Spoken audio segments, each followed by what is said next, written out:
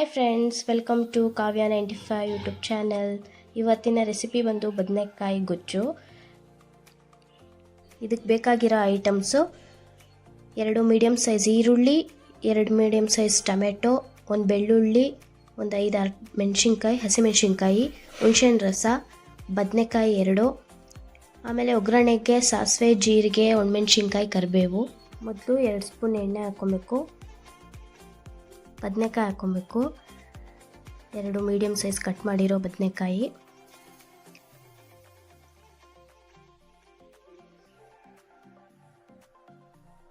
ಎರಡು medium size ಈರುಳ್ಳಿ,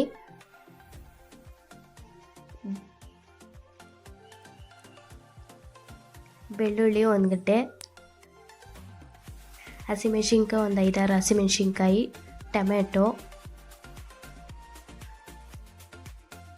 ಇಷ್ಟನ್ನು ಹಾಕಿ ಚೆನ್ನಾಗಿ ಫ್ರೈ ಮಾಡ್ಕೊಬೇಕು ಆಯಿಲಲ್ಲಿ.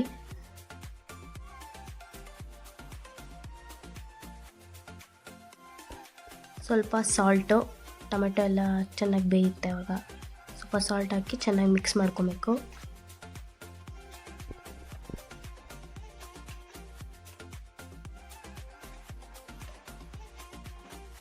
ಅರ್ಧ ಸ್ಪೂನ್ ಚಿಲ್ಲಿ ಪೌಡರು, ಅರ್ಧ ಸ್ಪೂನ್ ಜೀರಿಗೆ ಪೌಡರು, 1 ಸ್ಪೂನ್ ಧನಿಯಾ ಪೌಡರು, ಇಷ್ಟನ್ನು ಹಾಕಿ ಚೆನ್ನಾಗಿ ಮಿಕ್ಸ್ ಮಾಡ್ಕೊಬೇಕು ಸ್ಪೈಸಸ್ನೆಲ್ಲ. 5 ಮಿನಿಟ್ಸ್ ಬದನೆಕಾಯಿ ಎಲ್ಲ ಸಾಫ್ಟ್ ಆಗೋವರೆಗೂ ಬೇಯಿಸ್ಕೊಬೇಕು.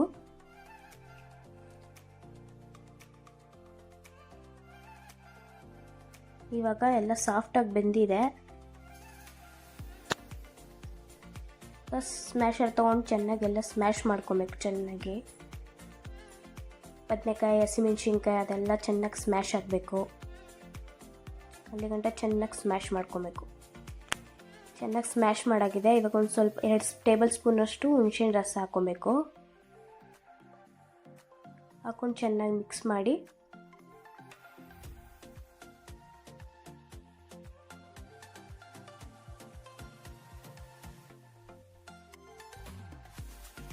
ಕುದಿಸ್ಕೋಬೇಕು ಒಂದು ಸ್ವಲ್ಪ ಚೆನ್ನಾಗಿ.